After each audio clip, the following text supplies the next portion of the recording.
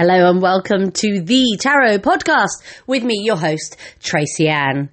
Today we're talking about intuition and how important it is to connect with it when you are reading for yourself, reading for others, or if you're getting a reading. Your intuition through daily life, whether you connect with the tarot or not, is so important.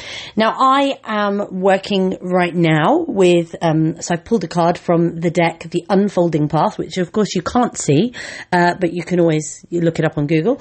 And this is by Athene Noctua. And we have pulled the Page of Pentacles. The Page of Pentacles is about practicality, loyalty, hard work and warmth. I'm reading this, by the way, from Athene's book because she wrote this. The Page of Pentacles is at the beginning stages of great, new possibilities.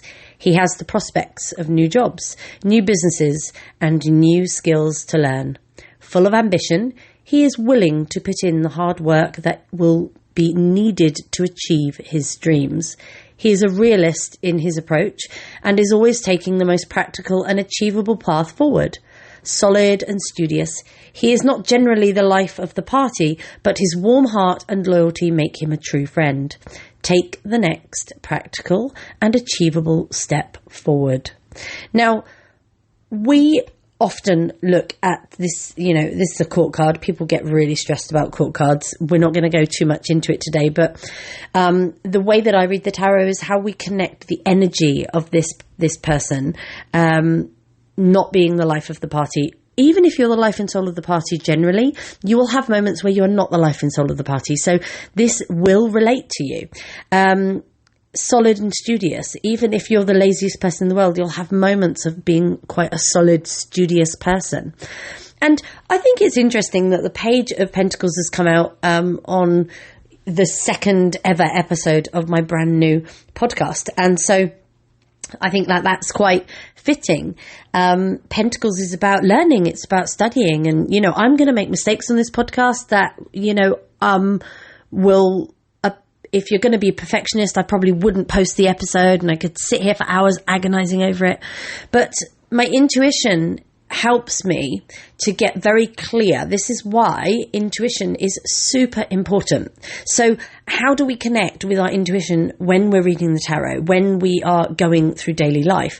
And the real answer is, it's not about sitting there and looking at the images necessarily and going, oh yeah, that's what I think it means. That's one element. But the main thing is what you do when you're not reading the tarot.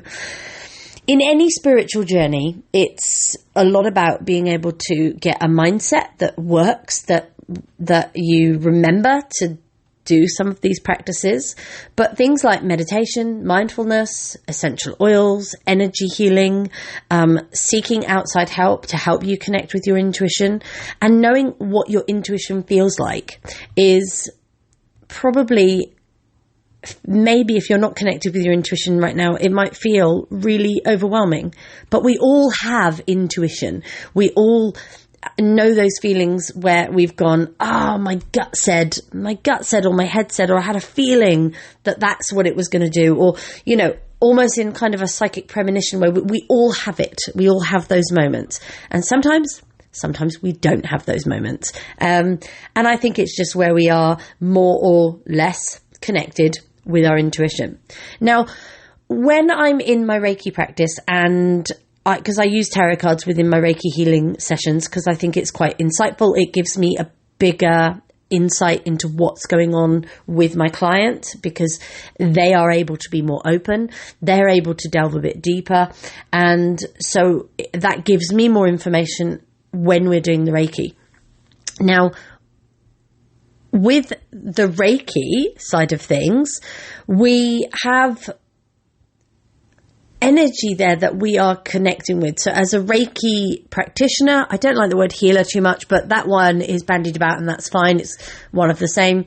But a Reiki practitioner needs to be a fairly clear channel. So regardless of what is going on in my everyday life, I need to be able to kind of put that to one side. And I think that when it comes to things like meditation, this is where a lot of us trip up.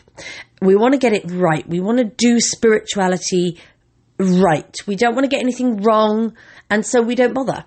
And what I say to all of my clients is, if you sit for 10 minutes, 2 minutes, and your brain is full of ideas and it's coming, or it's going through the to-do list, or you're remunerating on something over and over and over again, and you can feel your brain whirring, then you need to meditate. That's what meditation is. It's not wrong. It's not incorrect. You haven't messed it up. You're not a failure. Meditation is, we've been led to believe that meditation is about clearing your mind. And, sometimes I will have meditation sessions where my mind is very clear and it goes, but there's always something going on in my mind because I am alive. I have kids, I've got a husband, I've got friends, I have family, I have a business. And so whenever we are meditating, try to get away from the idea that your mind needs to be clear and that because it isn't, you're doing it wrong. Sit in a comfortable place, put some energetic music on, I would always recommend doing something for the root chakra because we all need to be nicely connected to that one. They're all the chakra energy centers are important, but the root is really vital because it powers up all of the others and connects us to earth. So clearing your mind is not essential, and that's not how you connect with intuition, because intuition is something that comes from being very active, very astute, very tuned in to what is going on within yourself, and also with the world around you. When you use the tarot to connect with your intuition, it can be really, really fun. You basically just pull a card to begin with, and you look at it and you ask yourself, what does it mean to me? So I'm looking at this page of Pentacles, and if you're near a computer, you can look up the image. It's from the Unfolding Path Tarot by Athene Noctua, and you can look at, there's probably some unveilings on YouTube that you can watch. And it's a man, and he's got a white shirt on and some tan trousers. There's kind of these wild flowers growing up around him, and then quite a busy background, but he's holding or suspended between his two hands, just to the left of his torso, kind of near, just below his, and to the left of his heart. He's suspended between his two hands a pentacle, which is the round golden disc or coin with a star in the middle. He's got quite wild hair. Looks like he's got vitiligo actually. And there just seems to be magical stars kind of floating around. I look at this and I see power. I see things spinning in a really good direction, and I see him kind of with his mouth open in surprise, like with energy. He's ready to get going. He looks excited. Now, my intuition is something I'm working on at the moment is consistency, and it does feel like I'm going to spend my entire life working on consistency. I'm very consistent in a lot of areas of my life, but when it comes to my tarot business, there are some things that I would like to be doing in it that I'm not doing consistently. So when I'm working with that energy, I'm looking at this and I'm thinking, right, okay, we have to start in a new way, because it's a page. It's about taking what I already know and using it in a new way. And so it's really apt for me reading this card with the podcast. It's saying to me, look, just show up and be consistent with this podcast and see where it takes you. Now, if you've managed to go onto Google and have a look, or wherever, and have a look at that card, or you've got the deck, for example, have a look at that card. See what it means for you in this moment. The way I look at the tarot is there's 78 cards in most tarot decks. The odd one might have 79. But the main structure of tarot is 78 cards.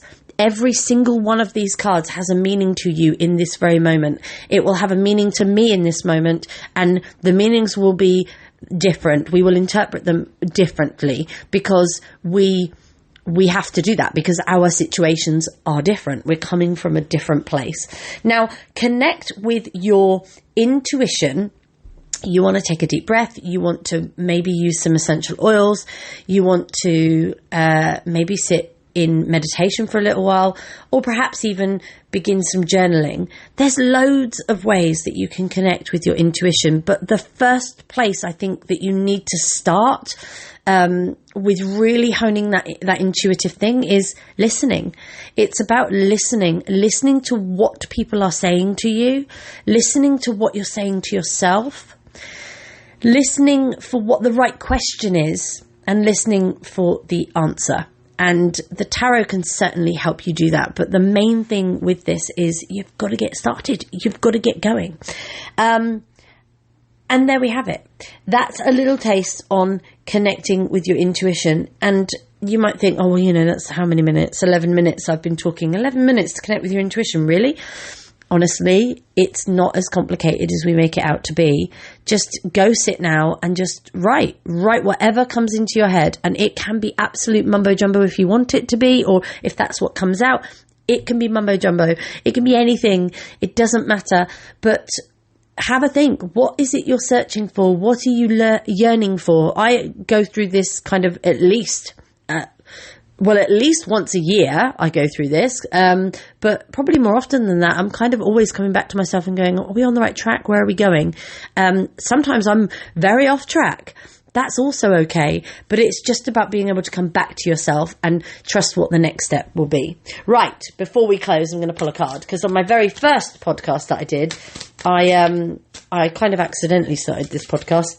I didn't actually pull any cards, so let's pull one more card. We have got the Five of Cups. This is got green around a female who sat cross-legged. She's got 2 cups upright behind her and 3 in front that are spilled on the ground. And she's kind of in this dark green. It's a very dark card. She does not look happy.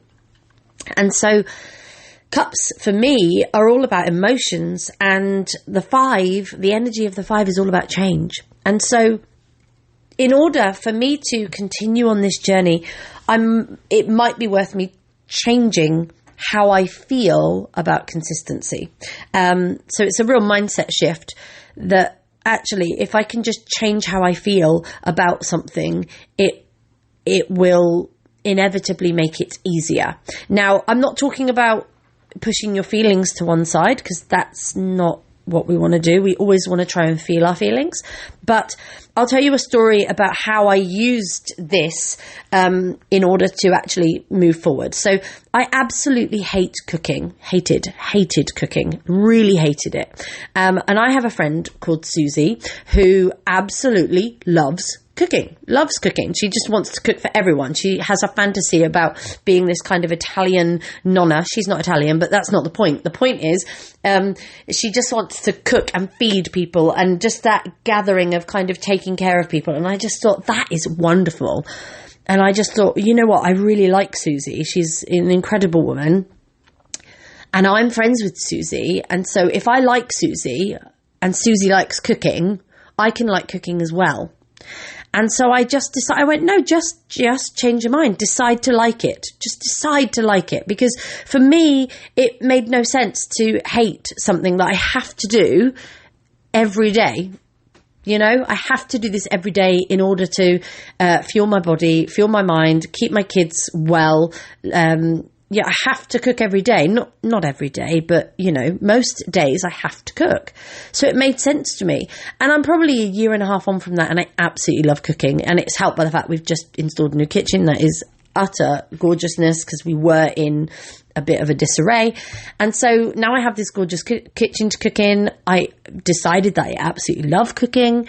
And so now I'm able to experiment, and I'm able to follow my intuition when it comes to cooking. And I'm cooking up some amazing meals that I'm like, wow, I should be a chef. I'll never be a chef. I don't really want to be a chef, but it's actually just become this fun place to be. So have a think. Where can you be doing that in your life? Where can you make changes on things that are pulling your energy, that are maybe very easy to change? I'm not talking about, if something bad has happened or you've had some bad news or whatever, and you go, well, I'm just not going to think about it that way, because you're avoiding the pain that comes with that, then, that gets tricky. That will come back and bite you. Feel your feelings as much as you can. And if you need support with that, obviously reach out to the right people. But you can use the tarot to just connect with your intuition to help you change your mind with stuff, and that's the Five of Swords for me. And the Page of Pentacles is a lovely energy. It's all about moving forward and taking control with everything that you've got and using it in a new way. Okay, that's it from me. It's been wonderful to have you here, and I'll see you next time on the Tarot Podcast.